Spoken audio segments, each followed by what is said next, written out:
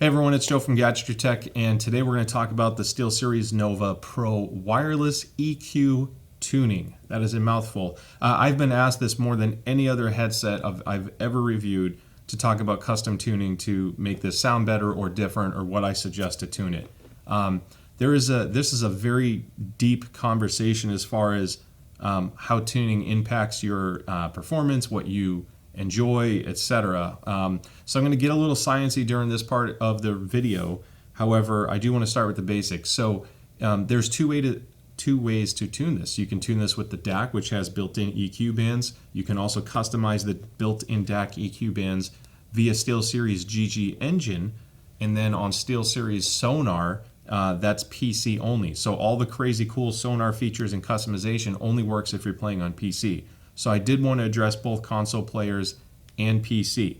Now, my tune is not going to be perfect for every single person because we all have different ears. You all have different preferences. Some people want more bass, some want less bass, or more treble, less treble. And then also the shape of your ear, the pinna, which is the cartilage of your ear, also affects how you perceive sound, and it amplifies frequencies in a certain way. There's a lot of crazy sciencey stuff behind audio, so you can't, this is why some people like different things. The way I tune, I don't tune for perfect flat, because in a lot of cases people will find that boring, and you can only tune so much to get to flat before you actually introduce other issues. I also don't tune for extreme V shape, or I don't aggressively target the Harman curve, which is essentially V shape. I do preserve some emphasized bass. I do like relatively flat mids, and I like a nice opened treble range or high-end frequency or high frequencies, because I like preserving some of the airiness and detail that a lot of people like for games in music. So my tune does keep some of the bass. It's not as strong as I think it is out of the box, but it's a more accurate bass, and it also helps with imaging in a better sound state. So if you are concerned with FPS or MMORPGs, open world stuff, the tune will help that. Now, I'll also teach you how to customize the tune to better suit your liking, but use this as a reference. So I have a headphone measuring rig with custom calibrated microphones, so I actually measure frequency response, phase. I actually do driver matching to see how well the drivers are matched to each other, all kinds of nerdy stuff, in addition to what I listen to and tune by ear, and then I also compare my results at the end to come what I think is the best tune for my ear and based off what I'm measuring. So with that being said, I'm going to show you the stock frequency response graph of the Nova Pro Wireless. So on this red line, you can see here, there's, I've covered this in the past, but basically on the flat EQ setting of Sonar or the DAC, this is what it looks like. You get a dip right about 55 hertz. It dips down, and then relatively flat mid-range. It dips down around 400 hertz and then comes back up, and then it just plummets at 4 to 6K, so 4,000 to 6,000 hertz, and then it gradually picks back up. Some things can sound overly dark or lacking in detail and presence, but some things can still sound harsh and shouty, like you're cupping your hands, and it hurts the sound quality. Every headset has some nuance with how they measure, whether it's a $2,000 headphone or a $50 headset. So the goal of this is to, I guess, preserve some of what makes the Nova Pro Wireless good and address a couple of the issues I've had. Now I'm going to start with the DAC tune because a lot of console players are buying this. This is probably one of the best wireless console headsets you can buy. So I don't want to skip out on console players. Now I took a picture of my tune because you can't customize the EQ on the DAC if Sonar is active. So disable Sonar, then go to your SteelSeries GG engine. This allows you to customize the EQ settings on the DAC if you don't want to deal with the little touch wheel up front. And then that will save the settings to the DAC. So when you unplug this from your PC, you can plug it into consoles. This particular one is connected to my Xbox and PlayStation 5 simultaneously, and whichever one I turn on, it switches to, which I love, and I get to benefit from this tune. So the 30 hertz range, which is what you see here on the 31 hertz, I guess, on this band, I leave it 0. It actually carries bass all the way down to 20 hertz pretty well. However, there is a dip at the 62 hertz range, at least these are fixed bands, I can't change it. That's why I can't modify it too much. But at 62 hertz, I boosted it at 3 decibels. 125 hertz, I boosted it by 0.5. 250 hertz, I boosted it by 0.5. And then at 1000 and 2000 hertz, so 1 and 2K, I left it at 0. 4K, or 4000 hertz, I boosted it to 4.5 decibel over 0. And then 8K, I dropped it by 0.5. And 16K, I added 1.5 decibels. So you can take a screenshot of this if you want, save it for later. I'm going to switch over to the frequency response graph, and I want to show you how this measures. Okay, so I can't fix every single thing on the DAC because the DAC doesn't let me choose which frequency bands I'm targeting, and it also doesn't allow me to adjust the Q or how wide I'm targeting that range. And I'll explain the Q once I get into the Sonar software. However, you can see here that on my tune, I fixed the null in the bass region. So instead of dipping down in the 55 hertz range, it's closer to flat. And now I can't boost it much more than this because if you do, one, you'll either add some distortion to the signal or it'll actually increase the bass around that region as well to a point where you still get the same, McDonald's arch, if you will, which can make the bass muddy sounding. So I don't go too hard on it. But you can see it's flatter than it was before. And then because of what I did with the upper treble, it helps bring in some of the details up top a little bit more. So, looking at, let's say we'll just go to 2.2 kilohertz all the way up to about 7 kilohertz, we'll say. It's just lifted slightly. I can't lift too much because I don't want the peaks to be too high. Otherwise, you do something called, or you increase what's called sibilance. And sibilance is like if I have a hard S, that can be ear piercing. Treble cannons is a term that gets thrown around with certain headphones. So I didn't want to approach that because it hurts your ears, which creates ear fatigue. You end up turning the headset down, and then what good's the tune if you can't even listen to it? So this is the DAC tune, and I'm really happy with the results. It actually sounds amazing on console. You don't want to add too much EQ because if you do, you can add signal distortion and you can cause some phasing issues or phase distortion, which hurts your imaging. And ultimately, if people are spending this kind of money, you want to hear footsteps more than fully accurate frequency response playback, I guess. All right, so the Sonar setup is going to be a bit more complex, and I'm going to have to explain quite a bit so you can, help you fully understand how to use it. So let's start with the default audio profile. You notice it's flat and there's only 5 dots. We're going to click the 3 dots to the right, and I'm going to hit duplicate. And you can call it whatever you want. I'm going to actually just switch over to my tune, but this is how you would start to implement my tune. So we duplicated default 2. Again, you can label it however you want. You'll notice there's only 5 dots on the line here. If I click the little plus and place my cursor on that flat line, I can add additional dots, and it gives me up to 10 to work with. Once you have all 10, you can't add any more. So you want to do this first, label it accordingly, and then you're just going to click on the leftmost dot, and I'm going to teach you how to type this in to customize it. So I'm going to switch back to my profile that I made. This took me hours, by the way. I tuned the crap out of it.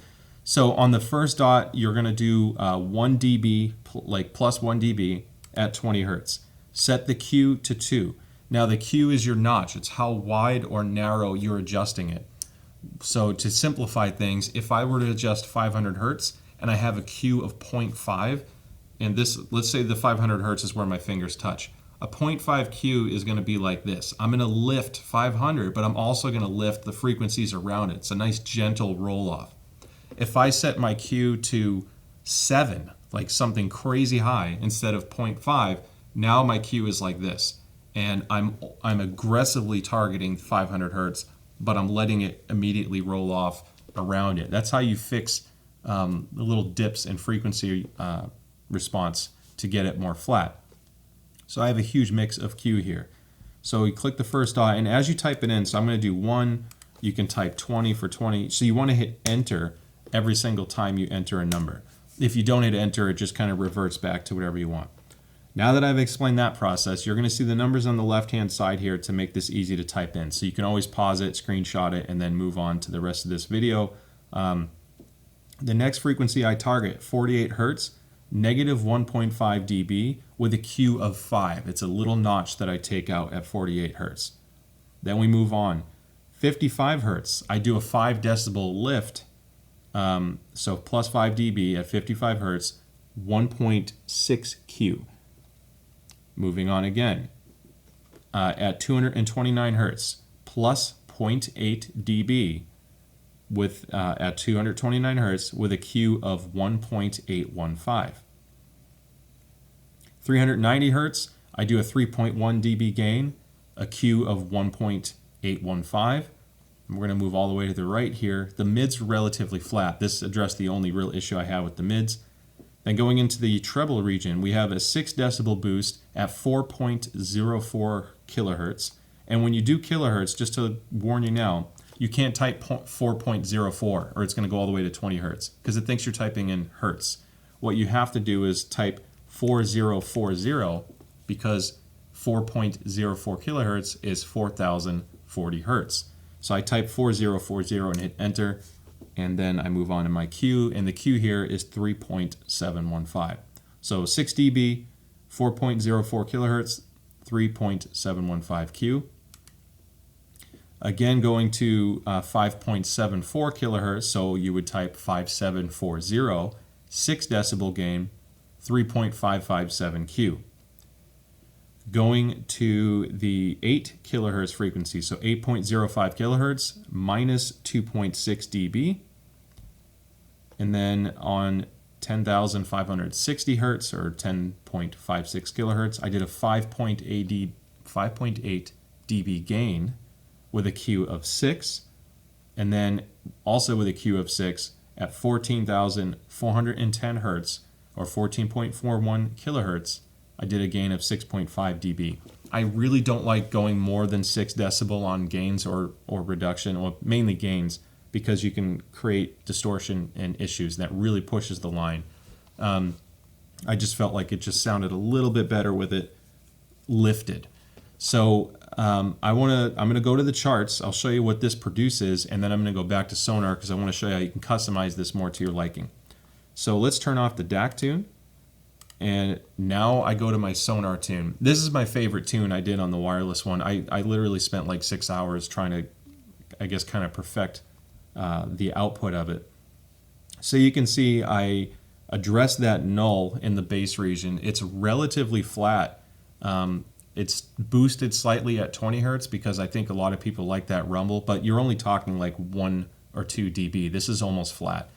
And then it's relatively flat from the bass 20 hertz point, the subsonic bass point, all the way through your mids, even flat at 2 kilohertz. And then when you get to the 3 to 7 kilohertz range, it lifts nicely, but it's not overly sharp. I didn't want to lift it too much because the way this headset performs on your ear, if I went too aggressive here, it actually made it sound worse and harsh sounding, like grainy, and it could hurt your ears. So I wanted to lift it slightly to preserve some of those details and that open airiness that I like for, you know, FPS and MMOs and all that stuff.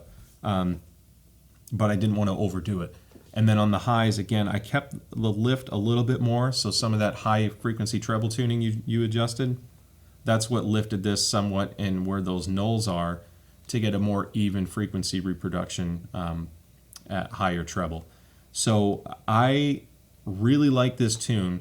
Some people may want more treble and some people may want more bass.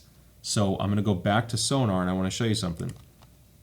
You can tune this two ways from here.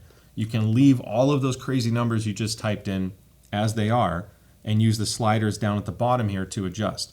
In my preference, I've added like 1 dB of bass and I pulled back, I think it was like 1.7 of treble.